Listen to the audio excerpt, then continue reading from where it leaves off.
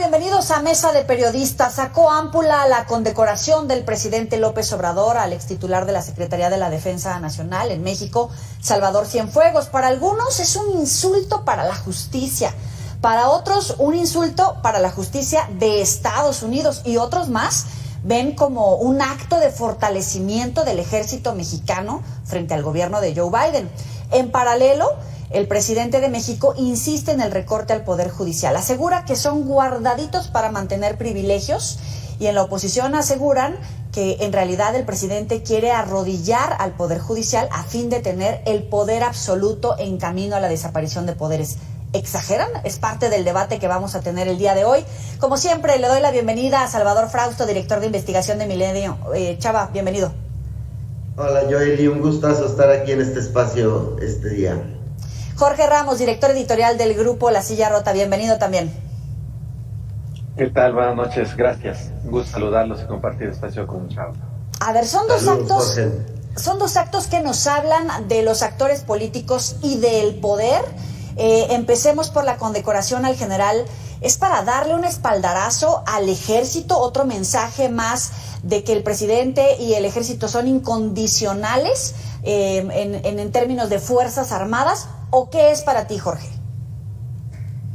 Fíjate que cuando el presidente Enrique Peña Nieto estaba en los momentos más complicados del caso Ayotzinapa, el entonces, el que era su secretario de la Defensa Nacional, que era justamente Salvador Cienfuegos, él le consultó a Enrique Peña Nieto que por qué no permitía que los integrantes del GIEI, del grupo interdisciplinario de expertos, pudiera entrevistar a los soldados del batallón 27 allá. Y la respuesta que le dio Salvador Cienfuegos Cepeda al presidente fue que el ejército mexicano representa la soberanía del país y que si él concedía que extranjeros entrevistaran, era el concepto, a miembros del ejército, dice, eso sería poner entregar pues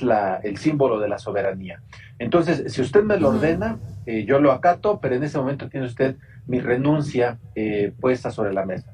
Por supuesto, los hechos nos demuestran que no hubo tal comparecencia de los soldados, y yo nada más pongo 3 estampas de los últimos 3-4 días. El fin de semana hubo una foto de un recorrido del presidente López Obrador allá en el sureste, en el Tren Maya, en donde aparece el secretario de la Defensa Nacional, Carlos Slim, y otro empresario de un grupo importante que apoya o que está como asesor del presidente de la República, y el presidente. Esas eran las 4 personas que estaban ahí.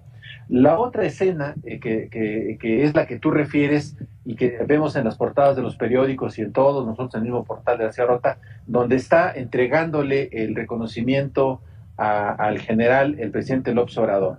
Y la otra imagen que quisiera yo agregar y que se dio a conocer ayer fue el reporte que presentó la Secretaría de Gobernación por vía del subsecretario Alejandro Encinas, en donde acusa nuevamente al ejército mexicano a la Sedena de estar obstruyendo el acceso para investigar la guerra sucia y los hechos de violencia de los 60, el 68 y la guerra sucia hasta los años 90. Esas son las 3 etapas. Yo lo que digo es que el ejército mexicano es el que manda y el presidente está doblegado. Uy, qué fuerte. Salvador.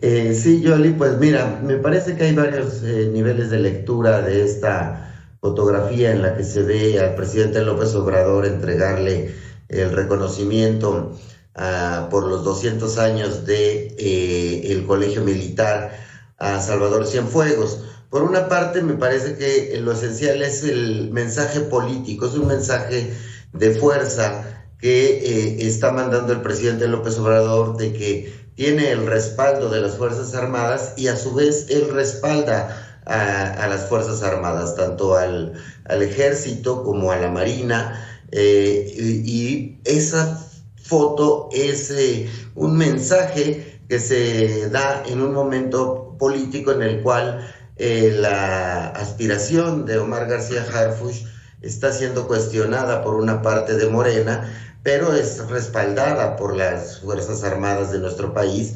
Es también en un momento político, como bien refiere Jorge, en el cual un sector del gabinete del presidente López Obrador, entre ellas su subsecretario de Gobernación, Alejandro Encinas, está haciendo un reclamo de que no entregan la información suficiente sobre el caso Ayotzinapa, y en ese contexto aparece el presidente López Obrador muy serio, entregando, hay que ver el gesto, sí, en el momento en el que le entrega a Salvador Cienfuegos esta medalla. Entonces me parece que es un mensaje político de que él respalda y es respaldado por las Fuerzas Armadas en este momento. Y solo subrayaría una cosa más, Joely, por reglamento de la Sedena, la Sedena, el titular actual de la Sedena, propone quiénes van a ser nombrados para este tipo de reconocimientos, que es por los 200 años del Colegio Militar,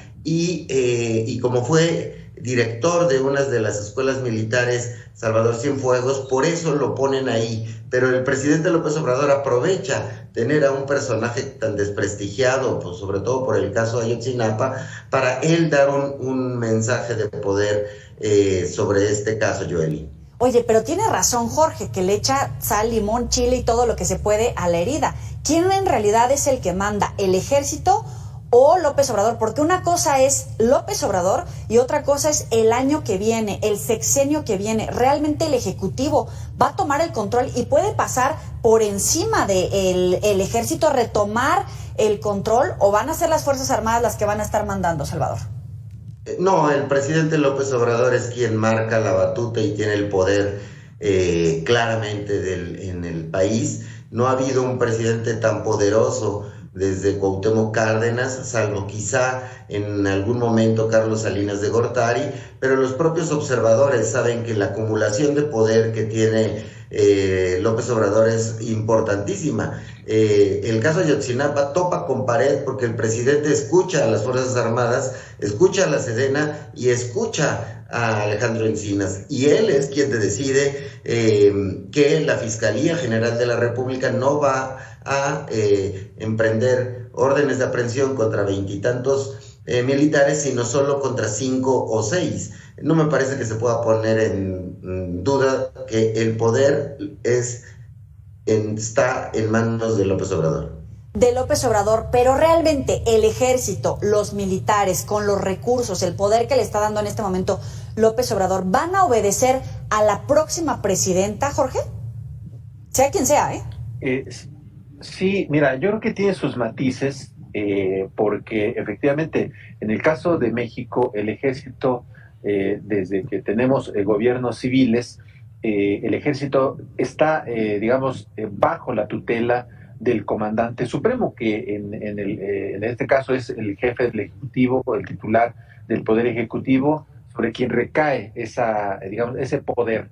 Sin embargo, yo sí creo que, como en el pasado, las Fuerzas Armadas, los militares, sí tienen control del poder político, y sí, aunque ellos no aspiran a cargos públicos, aunque hemos visto ya senadores, diputados, alcaldes, que incluso gobernantes que han sido gobernadores, como el caso del general Jorge Carrillo Lea, que en los 90 fue gobernador de Morelos. Hemos visto ya militares en el ámbito de la política, y por eso mismo yo sí sostengo que quienes en este momento en realidad tienen el poder son los empresarios y el ejército. El presidente de la República, aunque es un personaje popular, con un gran arrastre, al final de cuentas quienes detentan, insisto, el poder son estos dos factores que digo y que refiero en estas imágenes que vimos tan solo en estos últimos 5 o 4 días. Salvador, ¿ves a esos militares obedeciendo a la próxima presidenta, llámese Claudia, llámese Xóchitl?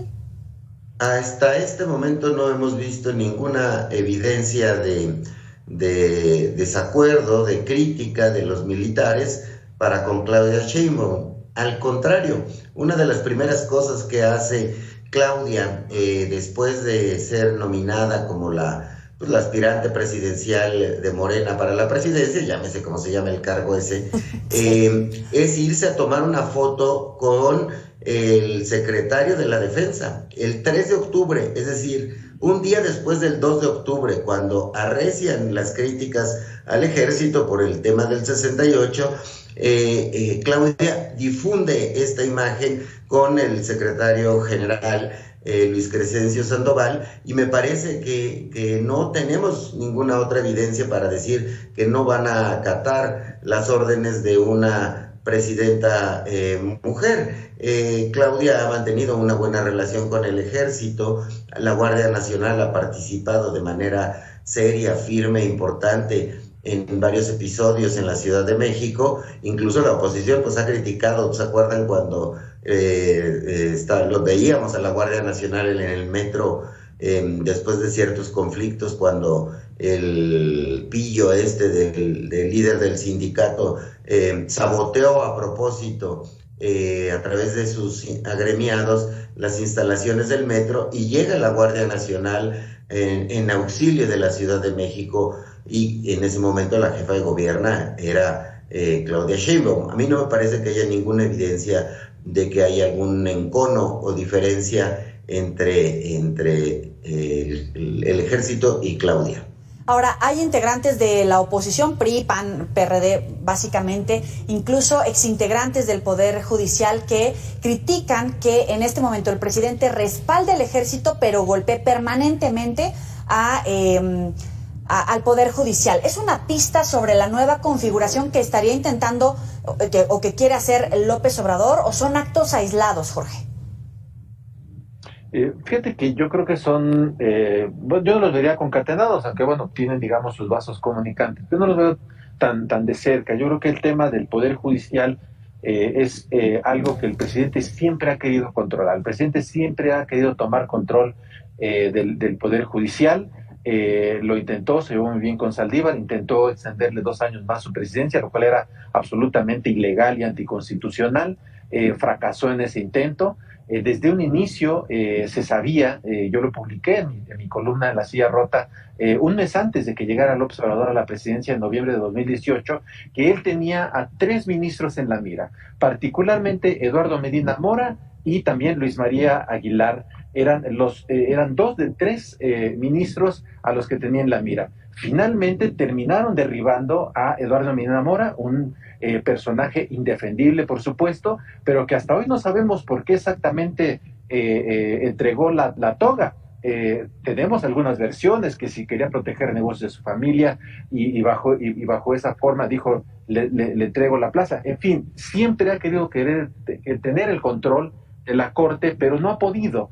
Ahora su esperanza es que en el 2024, con el Plan C, tengan la gran mayoría y entonces sí hagan una gran reforma al Poder Judicial. Yo tengo mis dudas de que les alcance para tener tanto control y puedan hacer ajustes del tamaño que se requiere, que son constitucionales, para modificar la Corte. Creo que le falta mucho para hacer lo que hizo Ernesto Zedillo en 1995. Él sí pudo, Zedillo sí pudo, y López Obrador no ha podido, y dudo mucho que pueda. Tenemos que hacer una pausa, volvemos contigo, Salvador. Aquí es Mesa de Periodistas, ya volvemos.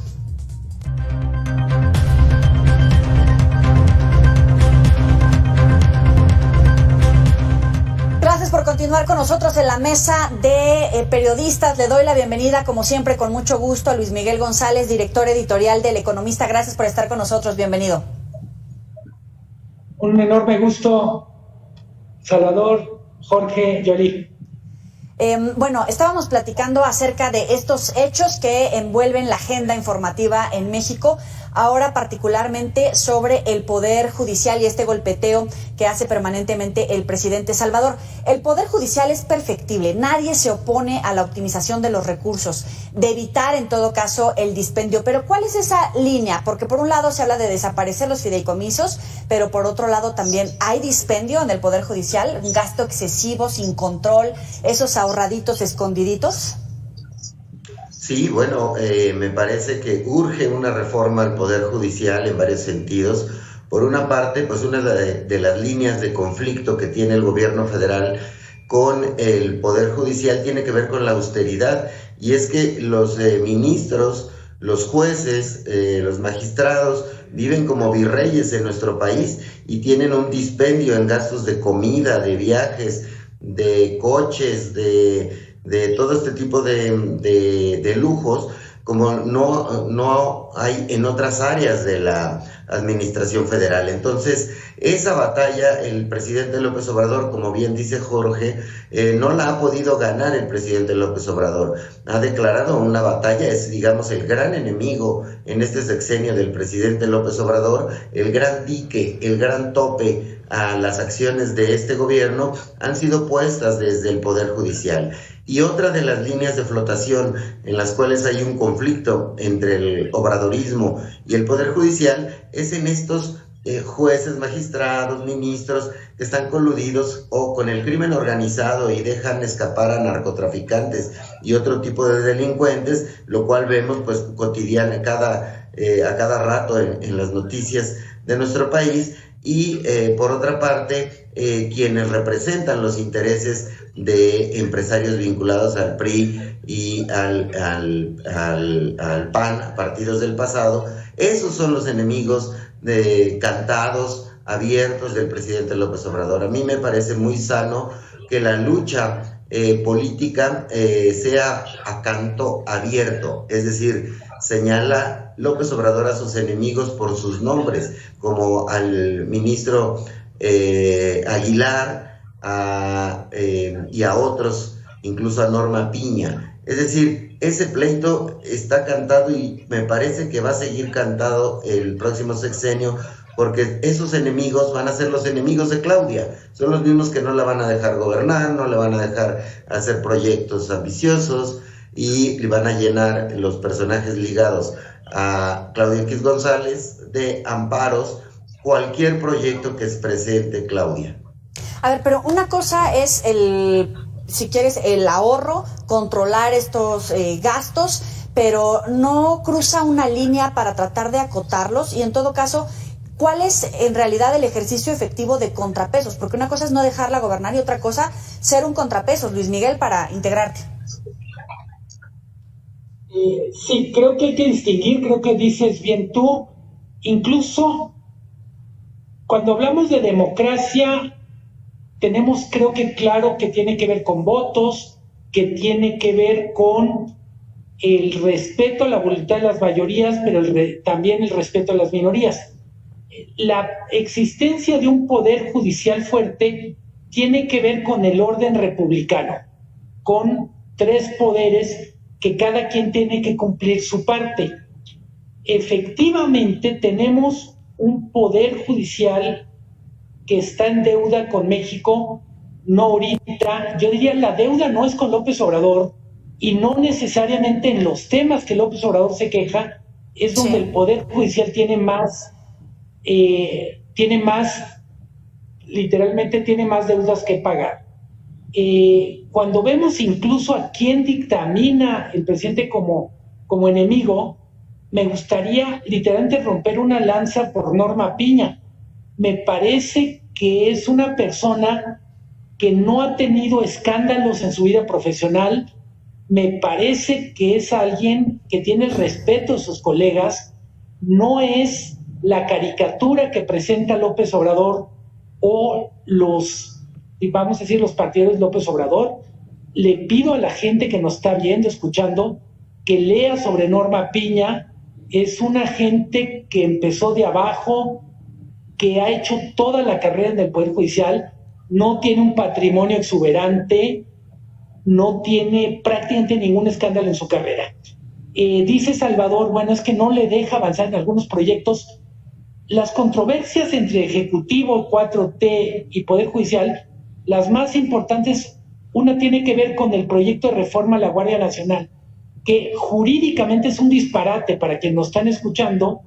Es el Congreso vota muy ambiciosa y pone como condición que al mando de la Guardia Nacional quede un civil. Lo que querían que el Poder Judicial, la Corte, validara es que se entendiera que un militar que transferir a la Secretaría de la Defensa de la Guardia Nacional no alteraba lo que el Congreso había votado. No se necesita ser abogado para entender que eso no, o sea, no solo no pasa jurídicamente, es un asunto de sentido común. El Congreso, dominado por Morena, decidió una forma de tener una Guardia Nacional que luego no les gustó, no les acomodó, que les hizo muy complicado el tema de rendición de cuentas de la Guardia Nacional, obligaba a rendir más cuentas de las que el Ejército estaba dispuesto a rendir. Creo que todos estamos de acuerdo con que se necesita una reforma, pero también creo que con un poquito de memoria corta veremos que los experimentos quitándole el dinero a dependencias clave, a instituciones clave, no han generado los ahorros y ese círculo virtuoso, sino han generado mediocridad, ineptitud e incapacidad de respuesta. No hay manera que el Poder Judicial mejore con una política de mutilación presupuestal. Se está manipulando una parte de la información. No soy vocero de la Corte, pero cuando se dice que hay un fondo para las casas de los ministros, se está mintiendo. Ese fideicomiso es para los traslados de jueces que tienen que residir en un lugar diferente al que tienen su casa y al que se les apoya para que literalmente no puedan, más bien, no estén residiendo en una casa que los coloque en una situación vulnerable. Muchos jueces son corruptos, o algunos jueces son corruptos, creo que nos consta, pero también nos consta lo vulnerable que es la situación de jueces que quieren hacer bien su trabajo. Podríamos decir también qué estamos haciendo como país para proteger a los jueces que quieren meter a la cárcel a los narcos, por ejemplo. Claro, no se puede generalizar, pero es cierto que coinciden tanto Salvador como Jorge en que el Poder Judicial ha sido cuestionado precisamente por su actuar en casos donde los acusados, que son funcionarios políticos, incluso se resguardan en persecución política cuando tienen pruebas y los dejan pasar. Absolutamente. No, totalmente de acuerdo. Lo que creo que vale la pena emprender en serio una reflexión sobre la reforma del Poder Judicial. En este programa hemos hablado también de reforma electoral y tratar de decir, la reforma no debe ser a contentillo de quien gobierna, sino cuál es el Poder Judicial que necesitamos como país. El presidente con frecuencia dice respecto a los periodistas y respecto a los jueces, el buen juez es el que está conmigo y el malo es el que me da la contra. Francamente, eso no es la definición del buen juez, cuando menos no la que creo que necesita México. En algunas cosas tiene razón el presidente, pero también en algunas cosas, aún teniendo razón, hacen expedientes jurídicos que son indefendibles y que simplemente no pasan en la Corte porque no pasan el filtro del sentido común. Jorge, igual, en el debate, y pone también un elemento, Luis Miguel, interesante. Seguramente vamos a volver a ver el choque de fuerzas por esta reforma para que la Guardia Nacional quede bajo el mandato del poder militar. Van a insistir, Morena ha dicho que va a insistir y da el todo por el todo, sobre todo en año electoral, Jorge. Mira, el tema de la Guardia Nacional yo creo que se le complicó por muchas razones. Una de ellas es la vertiente jurídica que bien explicó Luis Miguel, que sí, efectivamente no tiene ni pies ni cabeza. Y luego la otra parte que creo que se me parece que también es muy relevante tiene que ver con el tema del diseño institucional. Yo he insistido en que más allá de muchas críticas que le podamos hacer a López Obrador, creo que la crítica fundamental que al menos desde mi punto de vista yo le haría es que el presidente no entiende de administración. O sea, el presidente no sabe administrar, es un pésimo administrador, no entiende cómo se pueden organizar estructuras y piensa que reduciendo gastos finamente a hachazos lo va a resolver, y no entiende cómo son las estructuras, no entiende cómo organizar. Y yo creo que a estas alturas del partido del sexenio de López Obrador ya se acabó. Yo creo que ahorita lo que deberíamos estar pensando como sociedad, como periodistas, es ver a futuro con lo que tenemos, cómo podemos mejorarlo para que no sigamos lastimando más al país en todos los sentidos. Salvador. Sí, bueno, pues coincido con Jorge y con Luis Miguel en el sentido de que el presidente López Obrador critica al Poder Judicial cuando no favorece sus decisiones. Eso me parece que es parte del enfrentamiento político que hay en este país. Sin embargo, pues sostengo lo que decía hace un momento, que el principal dique, la principal traba contra López Obrador ha surgido del Poder Judicial en cuanto a ciertos asuntos, como por ejemplo el de los libros de texto. Es decir, Bien. que es un asunto muy ideologizado y politizado.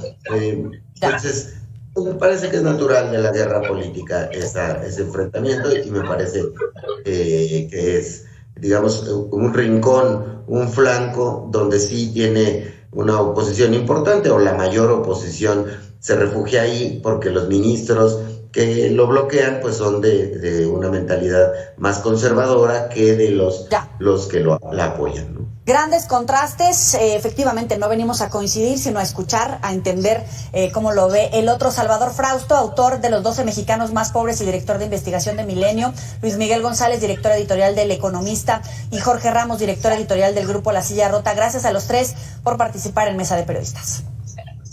Hasta pronto a los tres. Hasta luego. Hasta luego.